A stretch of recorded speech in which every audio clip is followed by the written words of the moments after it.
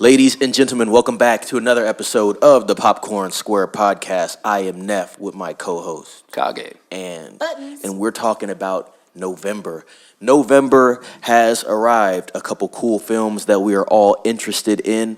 Some of us for our own individual preferences, but overall, a decent month of films, I would say. So the first one I want to talk about is Gladiator 2. Obviously, Ridley Scott has followed up Gladiator. I believe that came out in 2000, starring Russell Crowe. A lot of people have seen Gladiator, which was an Academy Award-winning film. Kage pulled up some numbers for us right now. He got the budget in the box office. What was that budget again, sir? Give me just 1 second. I switched pages. So that budget for Gladiator 1 was $103 million with a box office of $465.5 million, and this came out in 2000. Yeah. Wow. So now we are looking at a budget from Paramount Pictures of Gladiator 2 being $300+ million. I don't think that's actually factoring in the marketing. I think that is just purely their production budget. Paul Mescal is starring, Denzel Washington. Pedro Pascal is also going to be in the film. We also have some returning characters as well. Obviously, this film is 20 plus years out from the original, so there is some time that has elapsed in between. I'm extremely excited for this film. I'm keeping my expectations tame. Ridley Scott, like I said, obviously is back directing. When it comes to visuals, do not doubt Ridley Scott. I know he's going to have a good product to show us. I think this film is going to be a spectacle, and that's really what I'm excited for the most. As far as the story, I've talked about this on the weekly, guys. This is not something that we haven't seen before. We've seen these type of stories before, so it's not going to be anything groundbreaking from a story standpoint. If it can follow up the original decent enough, then I think that will be fine. Do I think this film is going to perform well overall? No, I don't think it's going to perform well because the budget's too much. $300 million budget. For this film to make money, it's going to have to make $1 billion. I do not think this film is going to make $1 billion. I think at most it could probably make $500 million if word of mouth is good. It is releasing on Thanksgiving Day weekend, which is going to be a big weekend for films. I know that Gladiator obviously is going to be releasing. Moana 2 is also going to be releasing. That's going to hamper Gladiator as well. Gladiator is a film that's going to be for the adults. Definitely going to be rated R, going to be violent. I don't think it's a film that a lot of people are going to be flocking to with their families over the Thanksgiving Day weekend. But I do think Moana 2 will do extremely well. November 27th. Exactly. I think the tracking on that film is looking like $125 million already. That's just the opening weekend. So yes, for me, Gladiator 2 is going to be the film that I am most excited for. But I do think there will be some other films that could outperform it. Like I said, the budget is just too expensive. Is anybody else at the table excited for Gladiator 2? Absolutely. What you got, Kage? Absolutely. So big fan of the Greek Coliseum type movies, Troy, Gladiator. That type of thing. I've always enjoyed that. It's just a really good time.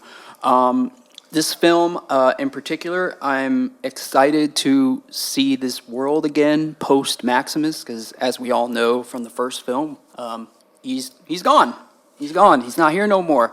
But life goes on, and so we have Connie Nielsen coming back. She was the daughter of the king before he passed in the first movie, so they brought her back. I see here in the cast we have, I don't know how to pronounce it, Jimon Hunsu. Oh yeah. He was the slave with Maximus, and together they became friends, and they fought back against the emperor together. So we get to see him come back. But other notable stars in this cast as well is Pedro Pascal. Pedro Pascal is kind of really coming up there. He's best known right now for Last of Us, Mandalorian. He's not a bad actor. You know what I mean? He's been popping up more and more. And he's been he's been popping up more and more. So I think it's great to see him in this. Denzel Washington, I have never had a movie that I hated with him in it. He just does good films. Man. So I haven't seen a movie with him in it in a while, but I'm anxious. Joseph Quinn. Joseph Quinn is he's like an upcoming actor I think. He's most famous for being Eddie Munson in Stranger Things. And everybody knows how he went out in the most epic metal way that a character could go out. He got world fame for being a part of Stranger Things, which is coming back soon, too. So to see him in a big movie like this with big actors like Denzel Washington, This will be his biggest This will role be yet. his biggest role. So I'm really hoping that this movie does do well for his sake, because I think it's going to do wonders for his career. If I'm not mistaken, this was the same guy from Quiet Place, correct? Yes. But I mean, like, as far as, I mean, like, a world stage in terms of, Makes sense. Quiet Place was good movie, it was good exposure, but it was not the same caliber of actors and actresses that are in this movie. Great point. Right. Great point. So when his character in Stranger Things had his big, Not to mention, that was a very small role in yeah, that movie. when he was in Stranger Things and he had his epic episode, it gained the attention of a lot of people, particularly Metallica, for example. I saw the story where Metallica wanted to meet him. They gave him a guitar that they all signed, and then they gave him a lifetime pass to all their shows. So he's getting recognition from stars, and I imagine his time on Stranger Things really opened up a lot of doors. So I'm seeing him on other things beyond Stranger Things. Again, I saw him on Quiet Place. I was like, why does that guy look familiar? And I remember I didn't know the names of all the cast members. To be honest, I didn't recognize a lot of the cast.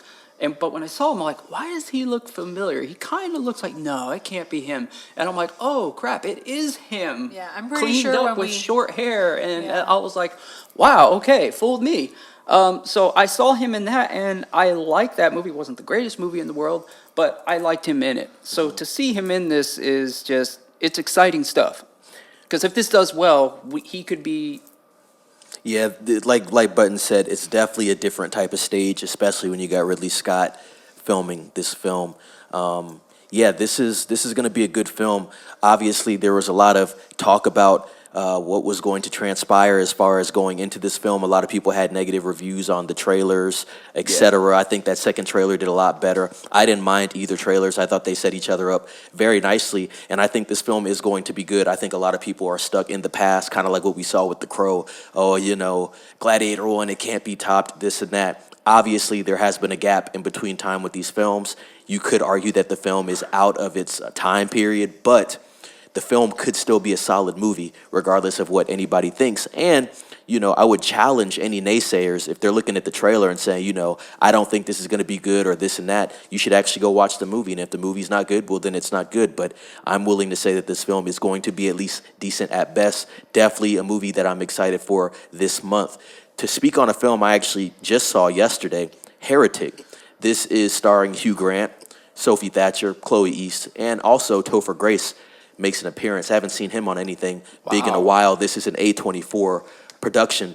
So far, the box office is sitting at $13.6 million. I have not seen anything on the budget, but I imagine the budget is not that high. I would say maybe this movie cost $20 million at most. Overall, I gave the movie a 5 out of 10. Pretty disappointed with the product that I saw last night. Weak storytelling. Dialogue was quite lackluster.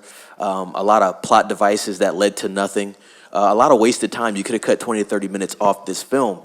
To me, it was almost like a religious version of Barbarian.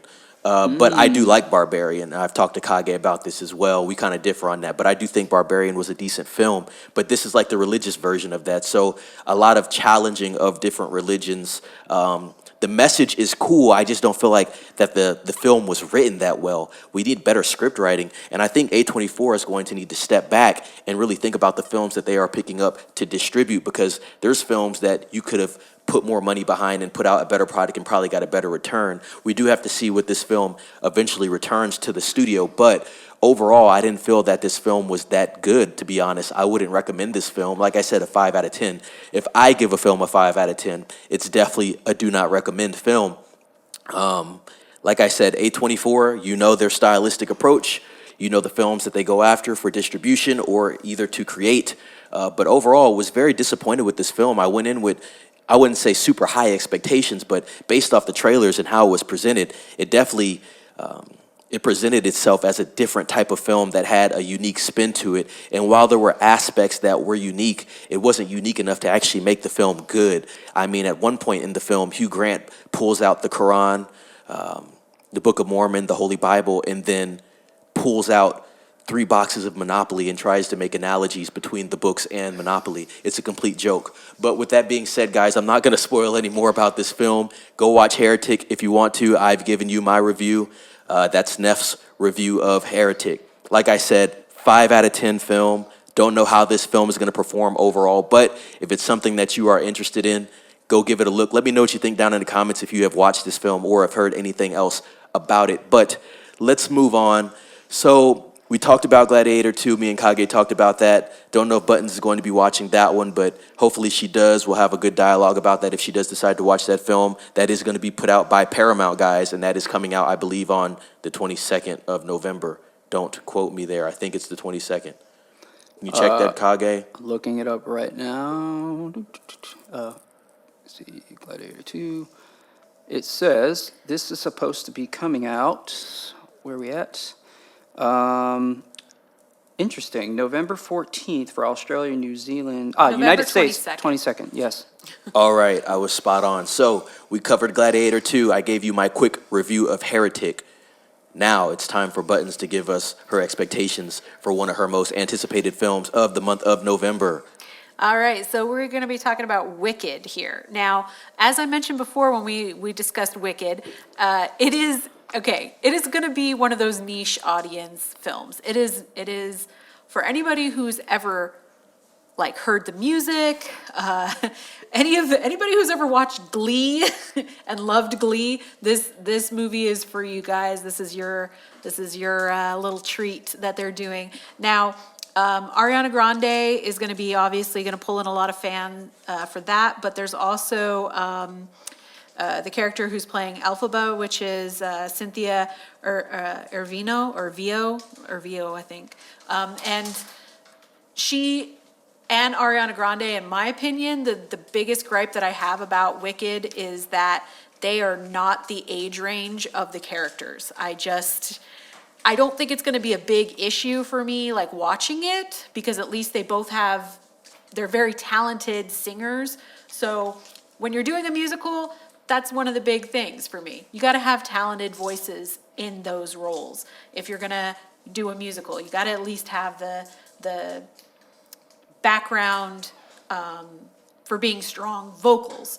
And now, my other big gripe for this is when I first saw this announced in all of, the movies that were going to be released for 2024, it said that this is part 1. This is Wicked Part 1. So, for anybody who's interested in seeing this, don't think that it's going to be the entirety of the musical. It is part 1. There will be a part 2 coming out, maybe next year around the same time, maybe even early 2026. It just depends on, the studio wanting, when they want to release it, and potentially how this one performs in the box office will also affect when the next release date is for this movie.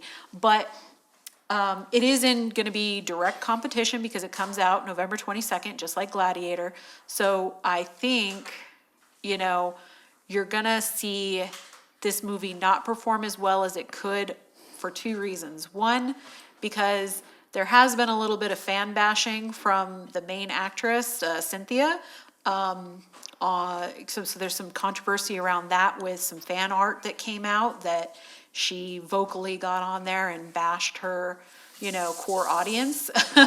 So, which, hey, if you're going to make a movie that's for theater and art nerds, don't bash your theater and art nerd audience. Yeah.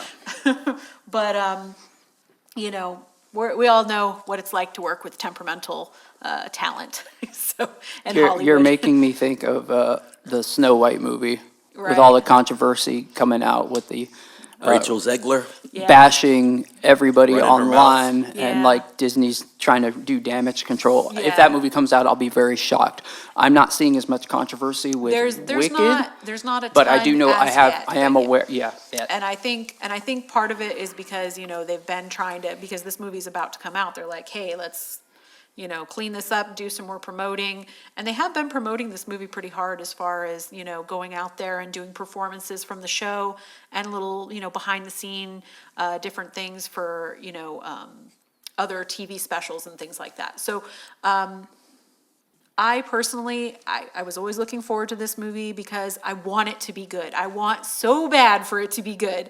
And, so I do have, some realistic hopes for it just based off of the fact of, the content itself is very strong. And as long as they pull off the story well in the movie, then, it's going to be wicked.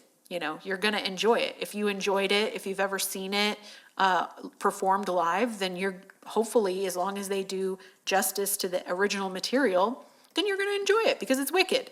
And, if musicals aren't your thing, then this is not for you.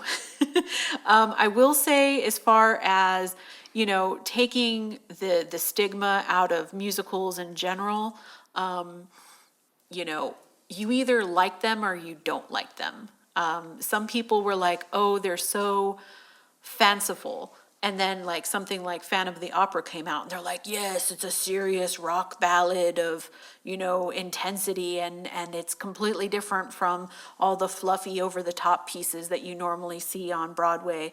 And I was like, okay, so if you like Phantom of the Opera, this one leans a little bit more towards that same edginess to it. It's not, definitely has got the upbeat poppiness to it, but it's also got some darker elements to it, which lean a little bit more towards a serious movie at times. So it's, in my opinion, it's got a pretty good balance. And, as far as bringing forth, part two to this, just know, like I said, part one, I'm thinking is going to be the longer.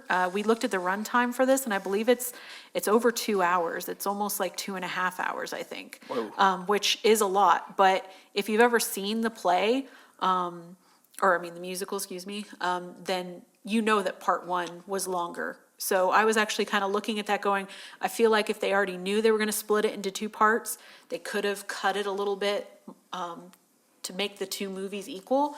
So I get the feeling that the first one's got this longer runtime, and hopefully, as long as they don't fill a whole lot into part two, the second one should be closer to like an hour 45 runtime, just because it's skewed a little bit to be heavier on part one.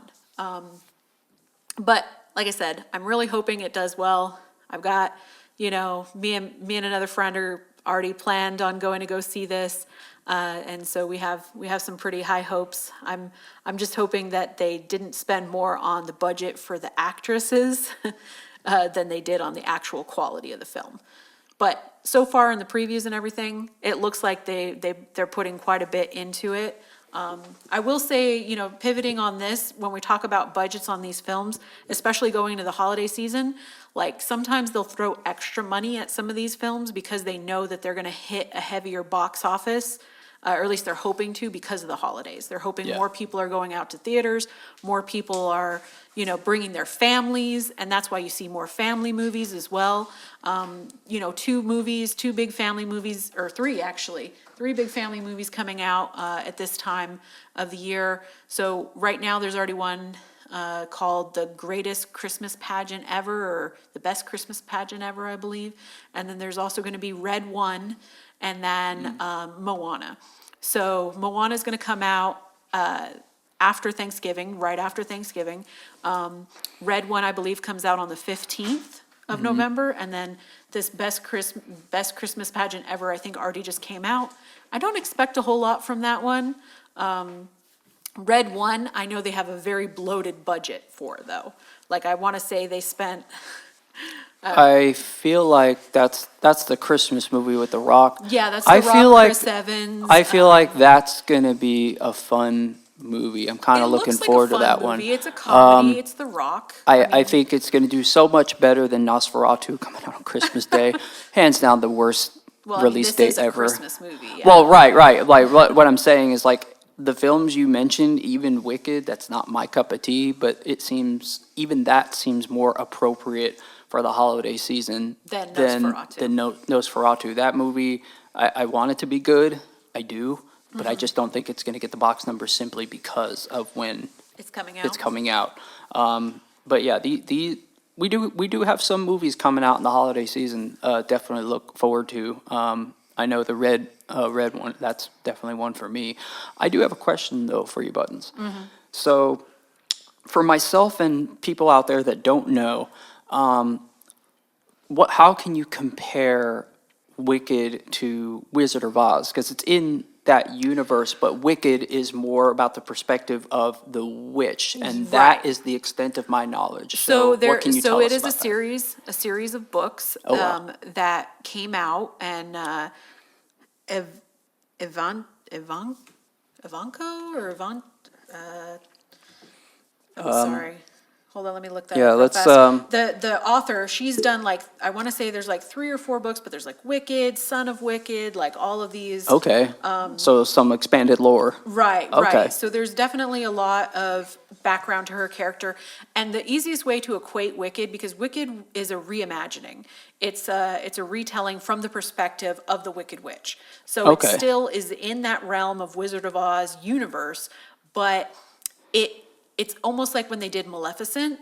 I was just about to make that It's comparison. Yeah. Maleficent and Cruella, so it's within the same story, but it's From told their perspective. from the other perspective. Okay. And the thing that's interesting about Wicked is they build it into this realm of there's magic everywhere, like there was in The Wizard of Oz. But there's a lot more, it's almost got like a Narnia feel to it originally. Like there's animals that can speak and all of these things like that. And that's part of the magic of Oz, right? Okay. And they kind of make it sound like that magic is leaving and they don't understand why. They don't really grasp what's going on, like what's causing it to happen, like why the magic is leaving the world. Never-ending All of a story. sudden- The nothing. all of a sudden, like all the animals that used to be able to talk are just becoming regular animals that can't talk and don't act. Okay. Like, I can't remember what the term is for when you Anamorphic. yeah, something like that, where, Personify. yeah, it's like personified. Yeah, I know what you mean. Yeah, but anyway, so, they're animals, but they have human characteristics or human traits. Yeah. So whatever that term is, forgive me, I don't know what it is, but, in the series, Elphaba is a witch, obviously, but in a world where they don't really have a whole lot of magic anymore. And so the fact that she shows a lot of magic potential and everything, they're like, oh, you need to go see the wizard and you're going to get to go work. Anthropomorphism Okay. is when you give animals Human characteristics. characteristics. And traits. Okay, Yeah. cool. So anyway, that's the way this is kind of set up. She goes off, she's gonna go see the wizard, and that's what part 1 is gonna cover. Like her coming to terms with finding out that she has powers, and she's gonna go help the wizard, and hopefully they're gonna figure out what's going on that's causing the magic to leave the world. Okay. Without giving too much away about what the actual story is. Because, just like anything else, we know at some point she turns evil because that's who she Yeah, is yeah. in the original Wizard of Oz. So I'm not going to give too much So- away as far as how that happens or anything for anybody who doesn't know the story of Wicked. Okay. But it's fun. There's a lot of lighthearted moments. There's a lot of serious moments with the story itself. Obviously, part 2 is probably going to be much darker compared to part 1 for that reason, just because it's going to show the transition or the change, I guess you could say, of how she becomes the Wicked Witch. And when does that film release again, Buttons? That's the 22nd. So like I was saying, it's going to be directly in competition with Gladiator 2. But I think you're going to get 2 very different audiences. You're going to get very different audiences that are going to go see Gladiator compared to Wicked. And I think it's probably wasn't the greatest idea to release it directly in competition with Gladiator, but I still think it's a good time of year to release it. Yeah, I agree with that. Yeah. I agree with that because you have something to satisfy everybody. I think you for the action crowd, you got Gladiator. You know, for the more musical, artsy crowd, you got Wicked. I think that's And pretty Wicked cool. is definitely something you could take your kids to if you Yeah, wanted to. yeah. There's The adult themes in there are not super strong, so it's definitely one that if you have kind of like a, maybe like 10 to teenage, like they probably could get on board with The, this pretty okay. Yeah. Makes sense. It- Before you go, Kage, let me correct something. So I'm glad you brought that up as far as Wicked again and that release date, because Thanksgiving Day weekend's actually going to be on the 28th, I think. I think it's going to land on the 28th. So what we have is we have Gladiator and we have Wicked. Yeah, Thanksgiving Day weekend is really going to be the 28th throughout the 30th. So what we have is Gladiator and Wicked releasing the week before. Right, and then so the one still week- within the same realm, but I wanted to correct that so people don't go out a week after like, oh, I thought Gladiator came out this week. No, it came out the week before. Yeah, it's Gotcha. going to be in theater, obviously, but Moana 2 is going to be that That's- film that's that coming it out Thanksgiving. capitalizes Yes. specifically on that weekend. So I definitely just wanted to correct that for you guys so you don't get the wrong information there. Kage, would you have? Well, I was just gonna say that this movie isn't my particular cup of tea, but at the same time, I will say this. I think about, and I know they're completely different stories, but stay with me here. I feel like I'm open-minded. I feel like this could potentially be a wild card. And I think about, Kind of like Wonka. that's exactly, thank you very much, Neff. That's exactly what I was thinking about. By the way, they're making a sequel. And that was my next, thank you, he's on it.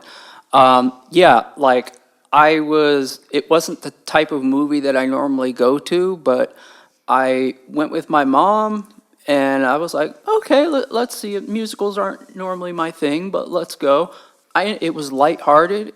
It wasn't like the Johnny Depp one where it was like snarky and there was funny moments like that, but it was still entertaining. It held my attention, and it had heart to it. You know what I mean? And I gotta say, for it being outside my norm, I was entertained.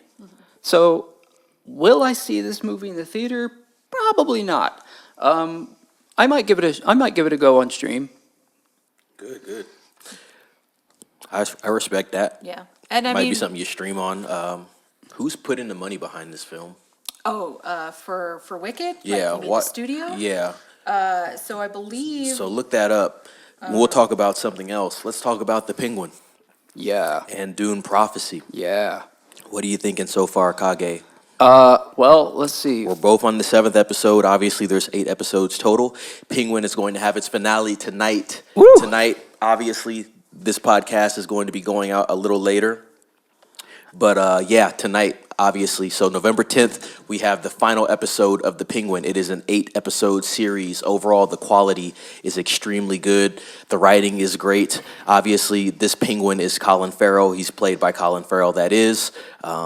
Oswald Cobb, and it's within the Matt Reeves Batman universe. So if you did watch the Batman from 2022, this is the same Penguin from that, and he has his own series if you guys have not been in tune. But yes, it's an 8-episode series.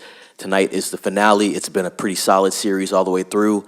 Don't really have any complaints about it. I really like how they're expounding upon this universe that they have here. Kage, what do you think about the series overall? Yeah, series overall is absolutely amazing. I really enjoyed the Matt Reeves Batman. It was a different take on Batman. And I'll be honest, I was very skeptical at the time of Robert Pattinson being Batman. But within a few minutes of seeing the film and seeing how dark and gritty it is, completely changed my opinion. I was very pleasantly surprised. It was a fun movie. It was dark. It was gritty. Not in a Christopher Nolan type of way, but it was its respectable own thing.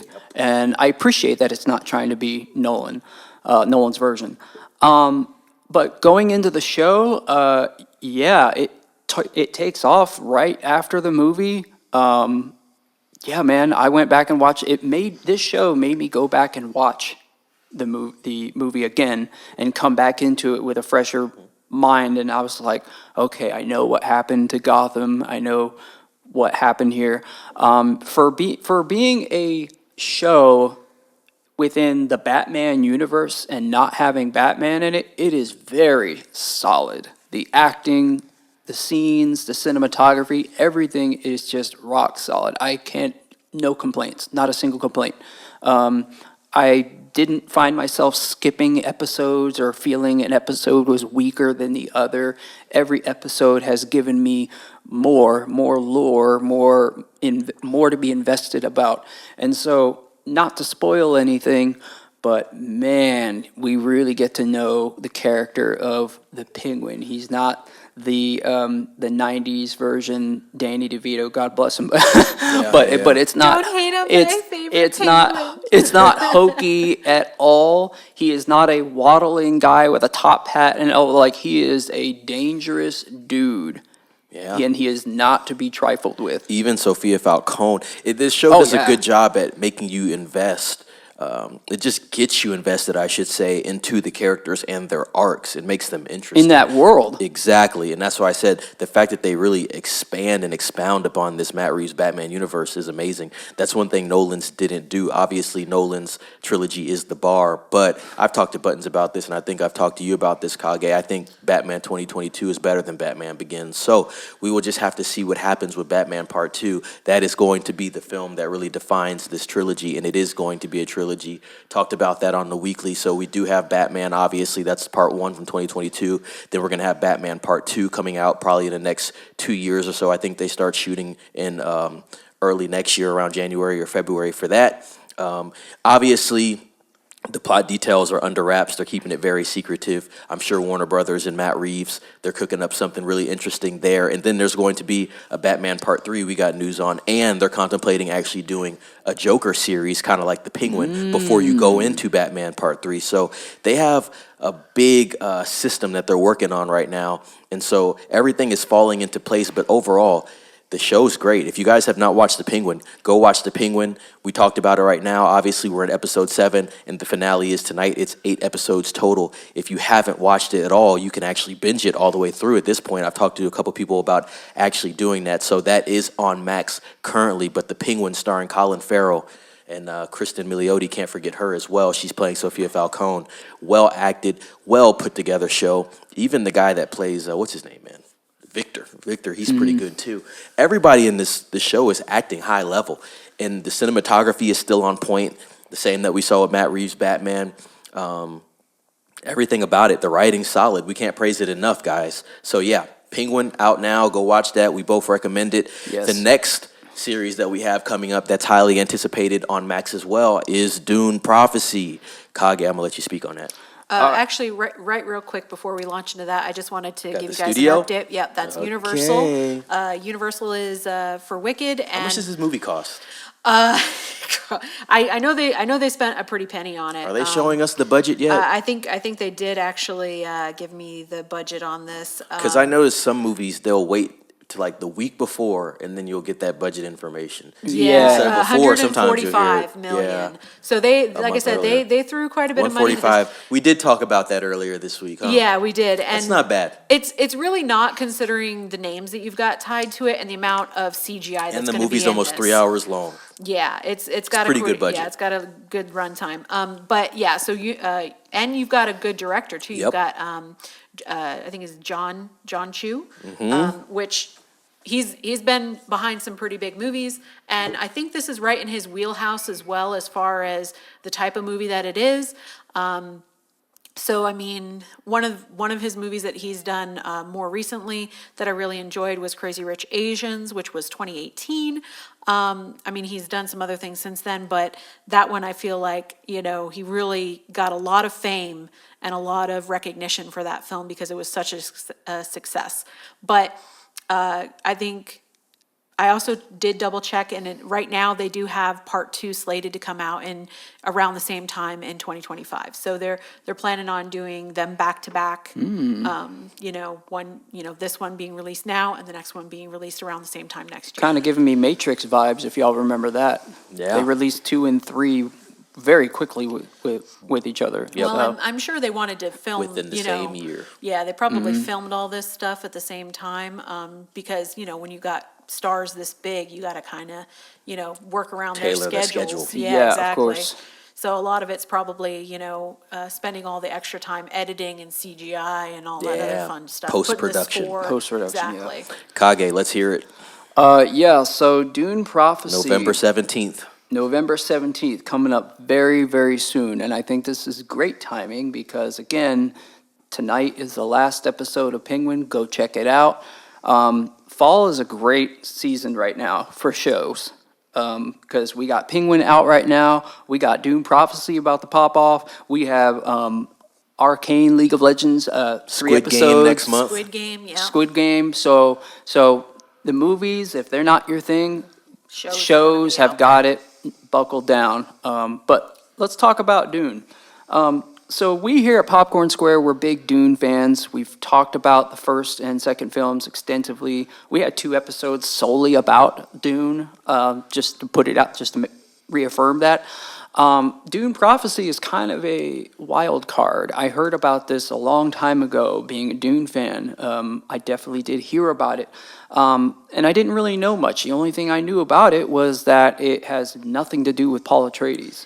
They actually had a different title for it originally when we first started talking about it, and then they settled on Prophecies. Yeah, I do think I remember that as well. But all I've known in my Dune universe growing up, as a kid, reading the books and watching the miniseries and stuff, all I've known is about Paul, right? And I know there's an entire expanded universe about Dune. There's 6 main books, and there's also a ton of other books that are written by Frank Herbert's son. Now, as far as Dune Prophecy, it was an unknown quantity. I was unsure. Those were my original impressions. But upon seeing just a couple trailers, I'm like, okay, I see what you're doing. I see what you're doing. The cinematography, the effects, the acting, I'm on board. I don't want to see anything else. I don't want any spoilers. I want to see what this is. HBO is doing much better, in my opinion, than Netflix in terms of quality of shows, because Netflix will cancel a show like it's nothing. Tends to throw a lot and hope something sticks. They're like, let's throw like 10 shows out there and hope that 2 of them are going to get an audience, like a really good fan base. And then, to your point, even if it doesn't perform quite as well, they're more likely to cancel it after the first or second season rather than give it enough time to develop fully. Right. So again, we like with HBO. Again, we have Batman. We have the Penguin. We have The Last of Us. Help me out here, guys. I think there's a lot more than that. The Last of Us is about to come out too. Oh yeah. Wow. Yeah, didn't even think about that. Yeah. I mean, you're absolutely right. There's before Netflix, HBO and Showtime were pretty much the standard for having quality, Right. Original content. Adult-centered too. Exactly, Yes, very yes. adult-centered. I mean, So- shows like Big Love and True Blood and it wasn't. There's one I'm thinking of. Dude, we can keep going. The Yeah, list I mean, is it's, crazy. Yeah, the it's list is- crazy long when you look at all of the stuff that they've done over the Oz. years. Yes, Oh, Oz. Ray that is one I Donovan. completely Yeah, forgot Ray about. Donovan. Yeah. I mean, there's just Curb Your Enthusiasm. Yeah, Curb, there's- that's the other one I was thinking of. Yeah, Larry David. So HBO clearly knows how to make shows. And given the quality of recent shows, that alone makes me excited for Dune Prophecy. Shoot, Sopranos. Yeah. Oh, Sopranos. that's a big one. Yeah. Sopranos is a big one. Yeah. Dune Prophecy is going to Dexter, be. I think. Oh, yeah, I forgot about that one. Yeah. No, Dune Prophecy is based on the 2012 novel Sisterhood of Dune by Brian Herbert and Kevin J. Anderson. I will not lie to you folks, I have not read that one. I have a bunch of Dune books at home, and I'm going to have to look in that stack and see if this is in there. Well, like you said, there's a lot of content out there for them Yeah, to pull off. absolutely. And so this is going to be, as a Dune fan, this is going to be my first venture outside of Messiah of post Paul Atreides lore. This is uncharted territory for me, and I think many other people, because the Dune movies, were fantastic. The new ones that we have are absolutely fantastic. They're the highlights of cinema of 2024. Dune Part 2, excellent. Right. Excellent. This year has not been great in films, but that one, that's a gem in 2024. Those movies are responsible for getting people back into Dune.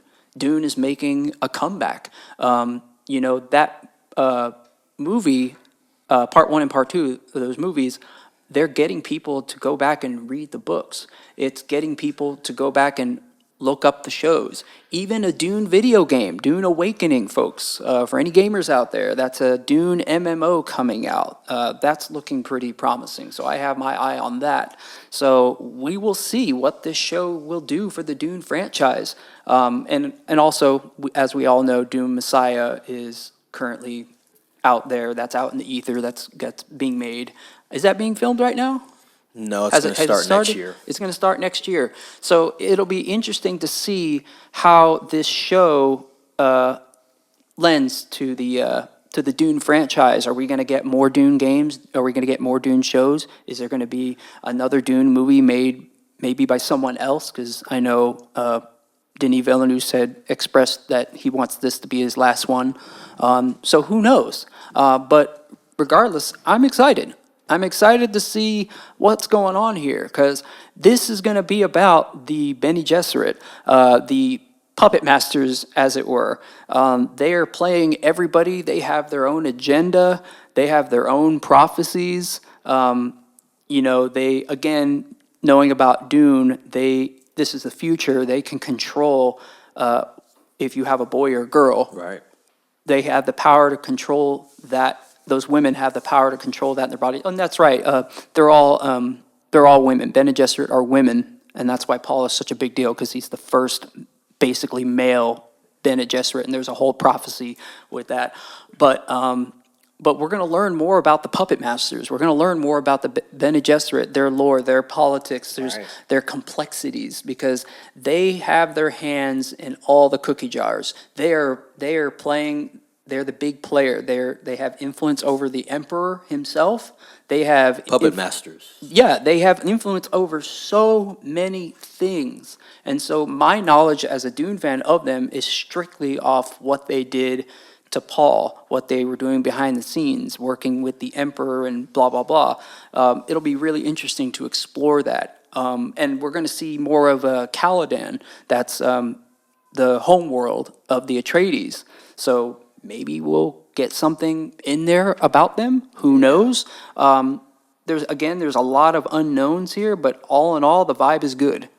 We will definitely be reviewing Dune Prophecy, and I will say, hopefully, Dune Prophecy can take notes from the Penguin as far as how the Penguin carried over the quality from the Batman. Let's see if Dune Prophecy can carry over the same quality that Denis Villeneuve delivered with Dune Part 1 and Dune Part 2. And one quick thing I'd like to add is, for anybody that doesn't know, this show, Dune Prophecy, it takes place 10,000 years before the events of Dune, and follows the Harkonnen sisters as they try to establish the Bene Gesserit. Okay, so we're going way, way back, origins upon origins. And what have I always said on this series, on this podcast? I'm a sucker for a good origin story. And there's a lot of mystery in Dune, which is why I'm so drawn to it. I love sci-fi, I love mystery, prophecy, ancient stuff, futuristic stuff. I love all of that. And so this scratches that itch for me. So I'm really excited to see what we find out on this. Very good. Guys, I think that was, well, I should say guys and gals, I think that was a great episode today. Covered a lot of good topics there, a lot of good films that we're anticipating and films that we have seen. Obviously, we're excited for Gladiator 2. I spoke on Heretic. That's out in theaters right now, starring Hugh Grant. That's an A24 production. We talked about Wicked in depth. That was a great conversation as well. And we talked about a couple hot TV shows, The Penguin and Dune Prophecy, which is going to be hitting the HBO Max. It's Max now, streaming platform on the 17th of November. So with that being said, guys, please comment down below. What did you think think about this episode? Are you excited for any of the films that we spoke on? Have you seen Heretic? Definitely want to know what you think about that. Let me know what you think about Gladiator 2. Let us know what you think about Yes. Gladiator 2, as well as if you're going to see Wicked as well. Also, let us know if you're going to go watch Moana. We didn't talk about Moana, but it might be something that we do cover in a later episode, because I do think that might be, as far gonna as be one of return the on bigger investment, box office there you movies of go. the year, It's yeah. probably going to be the most successful box office of this month, but we will just have to see, guys. So yeah, comment down below what you thought about this episode. Subscribe to the channel, share with a friend, ring the bell for notifications. It's Neff signing off with, Kage. and Buttons. as always, be safe.